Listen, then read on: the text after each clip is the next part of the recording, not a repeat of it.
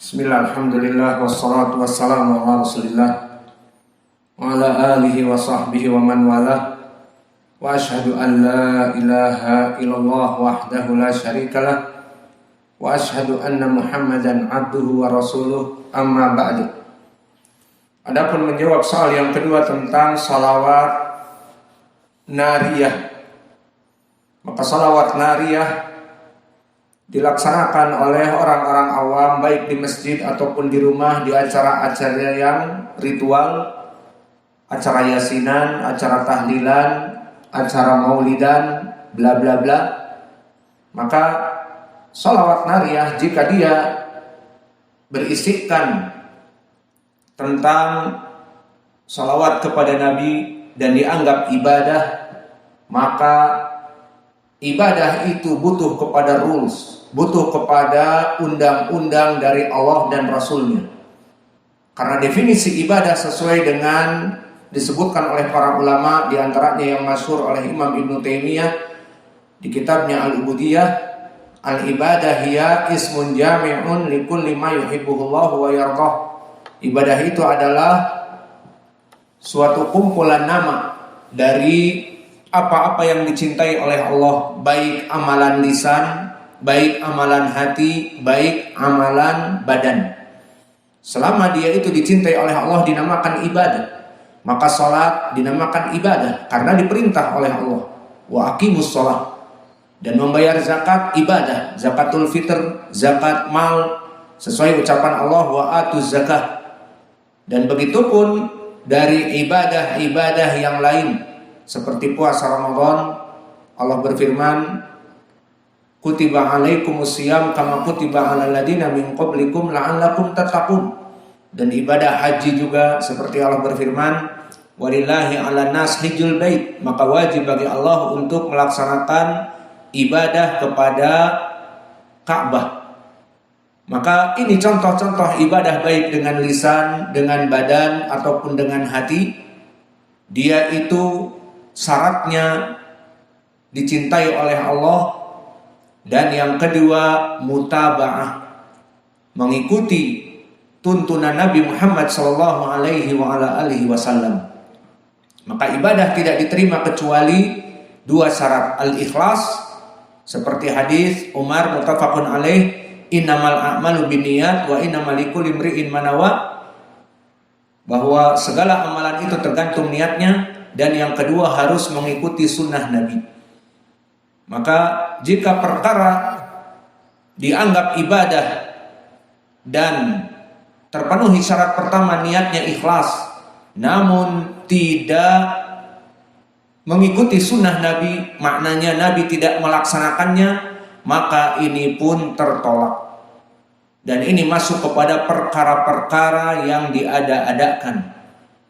Mana dalil kalau itu perkara yang buruk diada-adakan? Hadis Jabir diriwayatkan oleh Imam Muslim, iyyakum wa muhdatsatil umur, maka hati-hati, beware, caution, dari perkara-perkara yang diada-adakan dalam agama, tidak dianggap ibadah oleh Allah dan Rasulnya, tapi dianggap oleh kaum muslimin tanpa bimbingan dari Nabi, ini ibadah. Dari mana?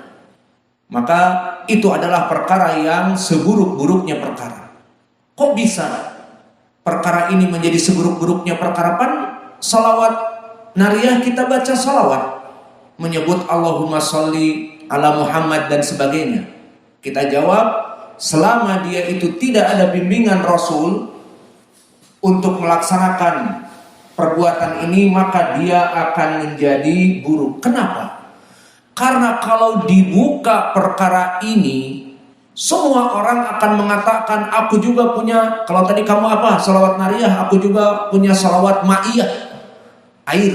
Kalau tadi kamu kan nariyah api, salawat api. Kita juga punya salawat ma'iyah, salawat yang dingin, air.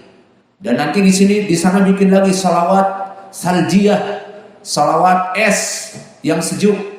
Dan semua orang akan membuat ibadah-ibadah dengan cara mereka masing-masing. Maka oleh sebab itu di dalam hadis ditutup permasalahan seperti ini, tidak boleh ada yang menganggap ibadah semua orang menganggap ini ibadah dan dilaksanakan, dibaca rame-rame, padahal bukan ibadah, ditutup oleh Nabi perbuatan ini dengan hadis yang diriwayatkan oleh Imam Al-Bukhari dan Muslim muttafaqun alaih dari Aisyah, man ahdatsa fi amrina hadza ma laysa minhu fahuwa raddun. Barang siapa yang mengada-ada, tidak disebutkan itu adalah ibadah kemudian dianggap ibadah, maka itu adalah tertolak. Maka ibadah ini tertolak, tidak dianggap ibadah. Kembali kepada masalah salawat nariyah. Salawat nariyah, kita kembali kepada tarikh, sejarah. Apakah telah datang dari Nabi perintah tersebut sahih dari Nabi di Sahih Al-Bukhari dan Muslim, atau Imam Abi Daud, At-Tirmidzi, An-Nasai dan Ibnu Majah? Jawabnya tidak ada. Di Kutubut Tis'ah ditambah 3, Musnad Imam Ahmad dan juga Sunan Ad-Darimi dan juga Imam Malik di Muwatta'nya, apakah ada? Tidak. Dan apakah di kutub-kutub yang lain ada salawat nariyah? Tidak ada, karena salawat nariyah ini diciptakan oleh manusia jauh setelah meninggalnya Nabi, di zaman kelompok As-Sufiyah. Maka mereka yang membuat salawat nariyah dari manusia, ciptaan manusia. Lalu kenapa dijadikan ibadah? Dijadikan yang membacanya mempunyai kemuliaan dan seakan-akan ibadah ditulis pahala oleh Allah. Maka awas, tidak sembarangan kita mengatakan ini ibadah. Seperti contohnya Maulid Nabi. Maka Maulid Nabi adalah istilah kasarnya kalau diterjemahkan ke Indonesia, pesta ulang tahun Nabi. Seperti ulang tahun kebanyakan manusia, dirayakan happy birthday seperti itu.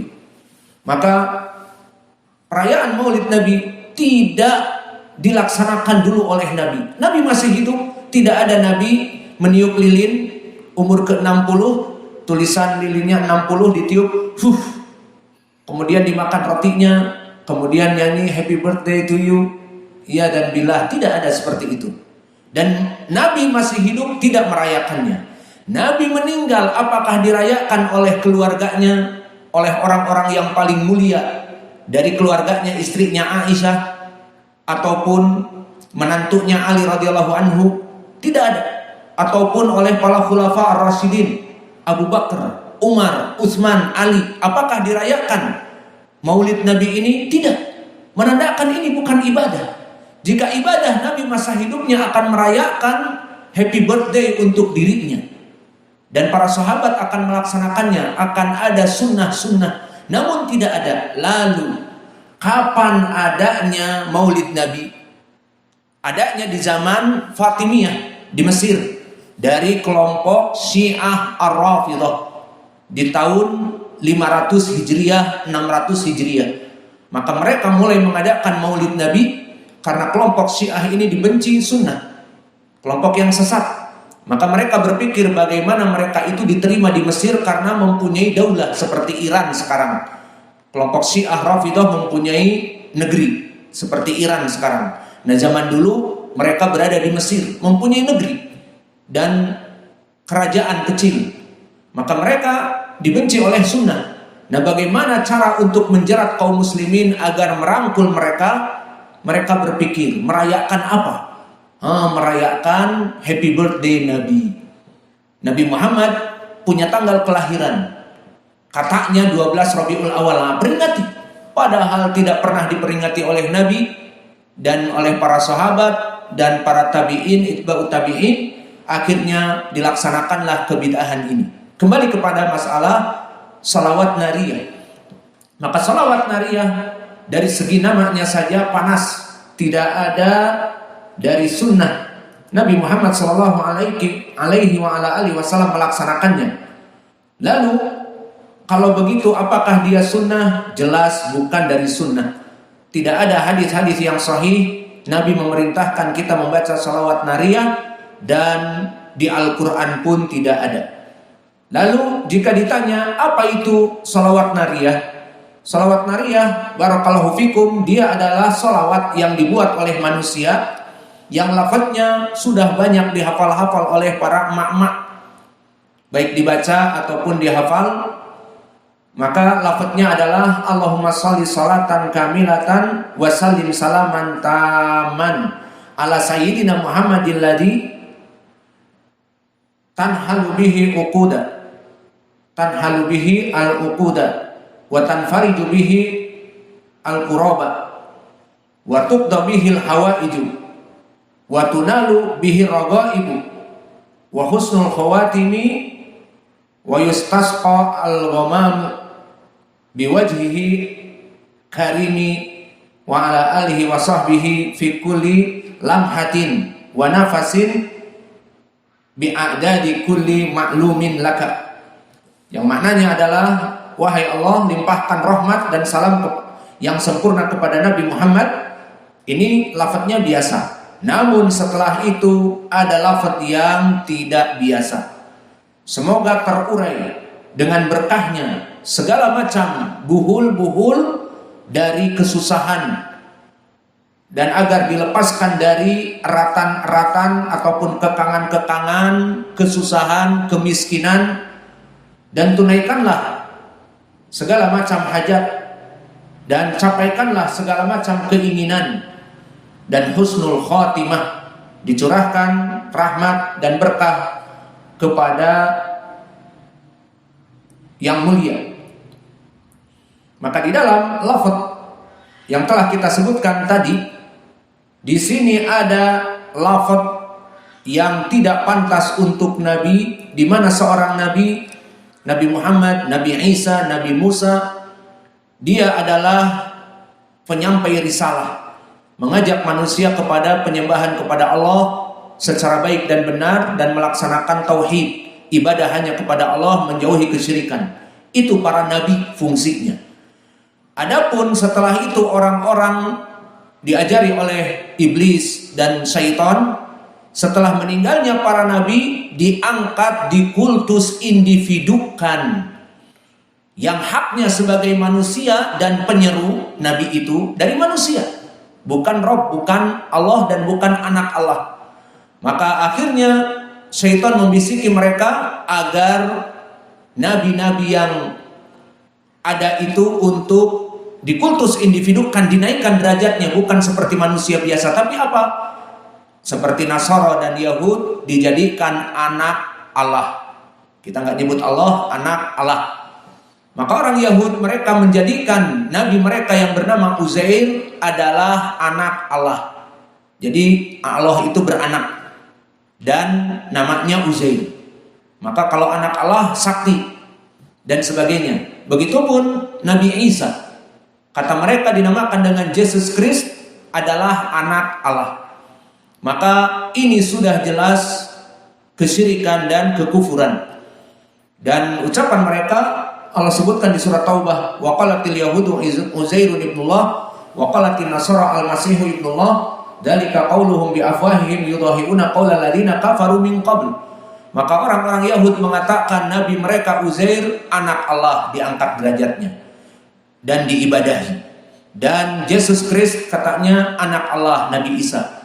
Maka kedua ucapan mereka mengikuti ucapan-ucapan kesyirikan sebelumnya. Ucapan orang-orang Nasara mengikuti kesyirikan orang-orang Yahudi sebelum mereka. Maka ini kebiasaan dari umat-umat yang dibisiki oleh syaitan, menjadikan nabi-nabi mereka dikultus, individukan. Maka jelas kesyirikan orang-orang Yahud dan Nasara menjadikan nabi-nabi mereka anak Allah dan mempunyai hak untuk diibadahi. Maka kalau antum lihat bagaimana orang Nasara beribadah, trinitas, asalisu salasah, Allah itu 3 in 1, satu tetapi 3 bagian. Bingung semua, satu tapi 3 bagian. Maknanya kita orang Nasara menyembah Allah, tapi trinitas, satu terbagi 3. Maknanya satu itu terbagi menjadi Allah Bapa, kemudian Allah Anak, kemudian Rohul Kudus. Ibadah dibagi 3. Ibadah kita berdoa malam untuk makan malam, begini, maka dibagi untuk Allah Bapa, untuk Allah Anak, dan untuk Rohul Kudus. Peribadatan dibagi. Adapun di dalam Islam haram, harus kepada Allah. Wa'budullah wa la tusyriku bihi syai'a. Ibadah kalian hanya kepada Allah saja dan jangan kepada yang lainnya. Adapun mereka dibagi. Maka oleh sebab itu jika mereka dalam ibadahnya seperti mengetuk kening, dada kanan, dada kiri, maka itu maknanya di saat mereka berkata for the Father, maka with the name of the Father, untuk Allah Bapa. Pas menyentuh kepada yang kanan, and His Son, dan untuk anaknya Yesus Kristus. Kemudian yang kiri, and the soul of the Spirit, dan untuk malaikat Jibril. Maka semuanya mempunyai bagian.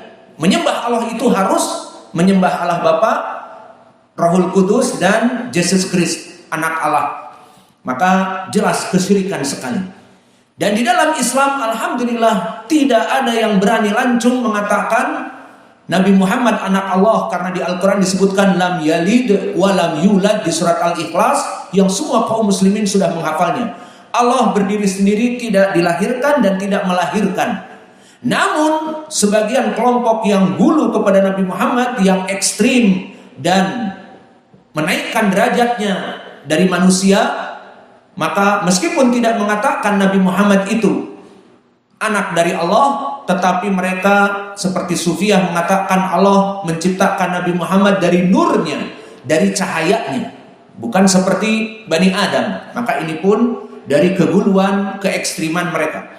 Dan diantaranya dari keekstriman mereka, mereka membuat solawat-solawat seperti ini, solawat nariyah yang mengangkat derajat Nabi Muhammad dari manusia kepada sifat rububiyah, sifat menandingi Allah. Mana lafadznya tadi? Kita bacakan. Di mana disebutkan mereka mengatakan tanhilu bihil abdu wa tanfariju bihil karbu wa tuqda bihil hawaiju wa tanala bihi arghaibu. Maka semuanya maknanya di sini, wahai Allah, limpahkanlah salawat kepada Nabi yang mana dia itu menguraikan berkah kepada kita dan membuka ikatan-ikatan kesengsaraan dan kesusahan dari kita, dan dia akan memberikan hajat-hajat yang kita inginkan. Maka Nabi Muhammad di sini di dalam salawat ini sebagai pembuka dari kebahagiaan dan sebagai pembuka dari kesusahan-kesusahan, dan juga sebagai penunai hajat. Jika kita ingin hajat, berikanlah rizki, minta dari Muhammad. Ingin hajat nikah dengan perempuan karena jomblo forever, minta kepada Nabi Muhammad. Seperti itu. Maka di dalam lafaz ini ada lafaz kesyirikan, di mana mengangkat derajat Nabi Muhammad dari manusia biasa, mempunyai sifat rububiyah dari lafaz yang kita baca tadi, alladzi tanhalu bihi al-uqadu wa tanfariju bihi al-qurabu wa tuqda bihi al-hawaiju wa tunalu bihi ar-raghaibu. Bahwa Nabi Muhammad itu adalah pembuka dari segala kebaikan dan pembuka dari jeratan-jeratan kesusahan, dan dia memberikan apa yang kita inginkan. Ini jelas lafaz ini adalah lafaz kesyirikan. Maka ini terdapat di dalam salawat nariyah. Maka mana pendalilannya bahwa di sini tidak boleh? Karena pada hakikatnya yang membuka ikatan kesusahan bukan Nabi, dan memberikan hajat-hajat bukan Nabi, tetapi dia adalah Allah Jalla wa'ala. Maka Allah telah banyak di dalam Al-Quran berfirman, amman yujibul muttarra idza da'ahu wa yakshifu su'a wa yaj'alukum khulafa al-ard a ilahun ma'allah qalilan ma tadhakkarun. Di dalam surat An-Naml Allah berfirman, maka siapakah yang berkenan untuk kita meminta kepadanya doa di saat kita dalam keadaan kesulitan, dan kita berdoa kepadanya, Allah akan menghilangkan kesulitan dan kesusahan dan menjadikan kalian wahai manusia khalifah, pemimpin di muka bumi ini. Apakah ada? tandingan-tandingan selain Allah, sehingga kita meminta dibukakan dari kesusahan kita dan diberikan dari hajat-hajat kita kepada selain Allah, yakni kepada Nabi Muhammad, maka ayat ini jelas membantah dari kultus individu, mengangkat Nabi Muhammad mempunyai sifat rububiyah. Maka di dalam ayat ini disebutkan ailahum ma'allah, maka tidak ada tandingan yang memberikan segala rizki dan mengangkat segala kesusahan kecuali Allah, maka tidak boleh diberikan kepada Nabi Muhammad. Maka salawat nariyah disebutkan oleh para ulama tidak boleh untuk dibaca. Pertama tadi, karena dia terdapat padanya kultus individu, mengangkat derajat Nabi Muhammad seperti Rabb, mempunyai sifat-sifat rububiyah, bisa memberikan apa yang diinginkan, padahal Nabi sudah meninggal, dan bisa membuka ikatan-ikatan kesengsaraan. Ini semuanya Allah yang memberikan, bukan Nabi Muhammad. Maka kita katakan Nabi Muhammad telah meninggal. Dan orang yang meninggal, seperti di dalam hadis yang Nabi Muhammad meriwayatkan sendiri, di hadis yang diriwayatkan oleh Imam Muslim dari Abi Hurairah, berkata Rasulullah SAW, Inna ibna Adam idza mata inqata'a amaluhu illa bi ihda thalath.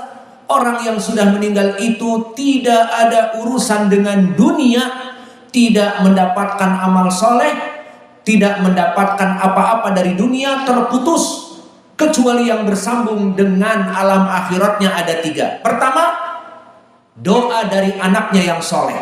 Maka anak-anaknya yang soleh mendoakan, Ya Rabb, Allahumma gfir lahu, Allahumma gfir lahuma, wahai Allah, ampunilah dosa kedua orang tua kami. Itu mengalir direct bahwa bapaknya diampuni dosa-dosanya dikarenakan doa dari istighfar anaknya. Dan yang kedua, amal jariyah. Jika orang dulu ini hidup membuat masjid, dan masjidnya terus bertahun-tahun, next generation manusia sholat padanya, anak-anaknya, cucunya sholat padanya, dan mengajari manusia di masjid, maka akan terus mengalir amal-amalnya. Yang ketiga, seorang da'i, seorang penceramah, seorang ustadz mengajari manusia untuk sholat, untuk melaksanakan ibadah, mengajari sunnah, kemudian manusia setelahnya melaksanakan sunnah dan dia meninggal, maka dia akan mengalir terus pahalanya. 3 perkara ini yang orang meninggal mampu untuk bisa menerima dari dunia. Adapun selain ini, tidak bisa orang yang meninggal memberikan kesembuhan, orang yang meninggal memberikan rizki. Maka kesyirikan jika seseorang manusia mengatakan, wahai Nabi Muhammad, berikanlah aku rizki, kesyirikan. Nabi Muhammad tidak bisa berbuat apa-apa, tapi dia kan Nabi. Naam, dia Nabi, dia pembawa risalah Al-Quran dan ajaran sunnah. Adapun dia memberikan rizki seperti Allah dan mengatur alam raya dan memberikan kesehatan, itu tidak bisa. Maka di sini sholawat nariyah terkena dari lafaz-lafaz yang ada padanya kesyirikan, yang mana kesyirikan di sini dikarenakan Nabi seakan-akan bisa memberikan hajat-hajat yang diinginkan padahal dia sudah meninggal, dan Nabi mendengar apa yang diinginkan oleh umatnya, dan Nabi mendengar apa yang dipintakan oleh Abu Fulan, Ummu Fulan, si Fulan. Maka ini kesyirikan. Apalagi Nabi bisa memberikan jawaban, dan Nabi bisa membuka kesusahan-kesusahan yang ada di hati-hati manusia. Tidak ada Nabi bersifat seperti itu kecuali Allah Jalla wa'ala. Maka kita katakan permasalahan sholawat nariyah tidak boleh dibaca karena berisikan kesyirikan, menjadikan Nabi Muhammad mempunyai sifat rububiyah seakan-akan bagaikan Allah Jalla wa'ala. Dan yang kedua, tidak ada sunnahnya, tidak diajarkan oleh Nabi. Dan jawaban yang ketiga, bukan dari ibadah, karena hadis Aisyah tadi, ibadah itu harus sesuai tuntunan Nabi, dan ini bukan sesuai tuntunan Nabi, malah menyelisihi tuntunan Nabi. Karena ibadah hanya kepada Allah, meminta hanya kepada Allah. Di sini diajarkan meminta hajat dan membuka dari ikatan-ikatan kesusahan meminta kepada Nabi, bukan kepada Allah. Ini terlarang. Dan yang terakhir, permasalahan salawat yang diperintah oleh Nabi apakah ada? Ada. Seperti di dalam hadis yang direkomendasikan oleh Nabi, hadis yang muttafaqun alaih dari Ka'ab bin Ujrah, di mana seseorang bertanya kepada Nabi, "Wahai Rasulullah, ajari aku tentang salawat kepadamu." Lihat soalnya. Wahai Nabi Allah, Nabi masih hidup. Ajari aku salawat untuk membaca salawat kepadamu. Apakah Nabi, jawabannya di sini di dalam hadis yang muttafaqun alaih dari Ka'ab bin Ujrah, mengatakan baca salawat nariyah? Tidak. Karena salawat nariyah diciptakan manusia jauh setelahnya dari orang-orang sufi. Lalu apa ucapan Nabi? Nabi mengatakan di dalam hadis yang sahih diriwayatkan Al-Bukhari dan Muslim, Allahumma salli ala Muhammad wa ala ali Muhammad kama shallaita ala Ibrahim wa ala ali Ibrahim wa barik ala Muhammad wa ala ali Muhammad kama barakta ala Ibrahim wa ala ali Ibrahim fil alamina innaka Hamidun Majidun. Maka di dalam hadis ini jelas, seseorang sahabat Ka'ab bin Ujrah, dia menanyakan kepada Nabi, "Ya Rasulullah, berikan ilmu agar aku bersolawat kepadamu. Jika solawat nariyah itu benar," dan dia kata orang-orang di zaman sekarang solawat terbaik, solawat nariyah yang panas, maka Nabi akan mengajari ini. Namun ternyata Nabi tidak mengajarkan ini karena memang belum dibuat, karena itu adalah ciptaan manusia bukan ucapan Nabi. Maka Nabi menganjurkan justru salawat itu seperti dibaca di dalam salat, Allahumma shalli ala Muhammad wa ala ali Muhammad kama barakta ala Muhammad wa ala ali Muhammad, seperti itu lafadznya. Maka inilah salawat yang disunahkan yang kita baca di saat tahiyat yang pertama. Adapun salawat nariyah maka tidak boleh untuk dibaca. Bahkan hukumnya haram membaca salawat nariyah. Lalu tadi sudah dibagikan stiker-stiker untuk ditempel, maka sebaiknya jangan ditempel. Karena kalau ditempel di mobil, orang yang naik mobil terutama angkot akan membaca, maka akan mendapatkan keburukan dari ucapan yang kesyirikan tadi. Atau ditempel di rumah, nanti anak-anaknya baca, ataupun putri-putrinya baca, atau cucu-cucunya baca, setelah tidak sengaja dia mendapatkan keburukan karena ada lafaz-lafaz kesyirikan, mengangkat Nabi Muhammad seakan-akan mampu untuk menghilangkan galau dan kesusahan yang ada di hati muslimin dan yang memberikan segala hajat kaum muslimin. Itu bukan Nabi Muhammad, tetapi Allah yang menciptakan dia dan yang mengutus dia. Maka inilah yang bisa kita berikan dari jawaban yang